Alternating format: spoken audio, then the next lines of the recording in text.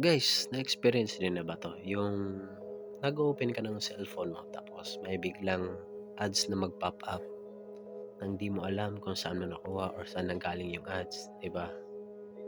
So, ito guys, panoorin niyo 'to hanggang huli. Katulad nito guys, habang nag-scroll-scroll ka, yun may biglang ads na mag-pop up, 'di ba? Parang nakakainis, nakakairita talaga yan, 'di ba? Sobra. Kasi mga ilang seconds lang babalik ulit. So, for example, 'pag may ginagawa ka hindi ka nakaka-focus diyan. Kasi yun nga, nakakainis.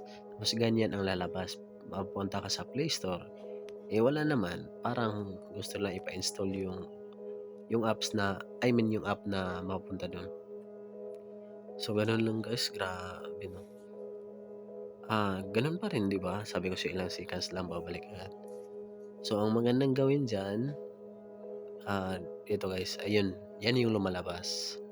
So ang gawin natin guys ay balik tayo sa home. Tapos, ganito, ilong press natin yung screen.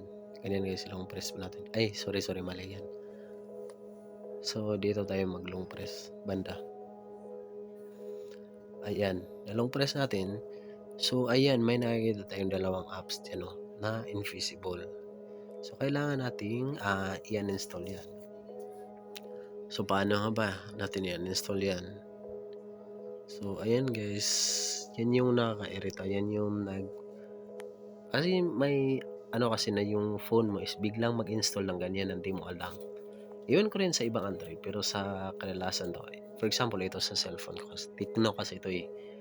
So, 'yan biglang mag-install siya ng ganyang apps. So, ang gawin mo diyan ay yun, i-click mo 'yan. Tapos kung i-click mo yung desktop setting, hindi mo yan ma-install, 'di ba? So, medyo kung nga nahihirapan kayo mag-install, madali lang yan.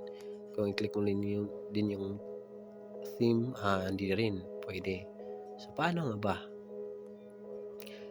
Ito guys, panoorin niyo hanggang huli para at least naman lang maka-experience kayo ng ganito, ayun, may ideya na kayo. So, ganyan lang guys, ayun. So, i-click niyo yung screen ulit tapos ganyan, may lumalabas, oh, 'di ba? May uninstall. So ayun, uninstall niyo 'yan. 'Yan, space saver ang nakalagay, 'di ba? Uninstall niyo 'yun. Okay. 'Yan. 'Yan, pure wash din yung isa. So gano'n lang guys, kabilis. So at least ngayon may idea na kayo.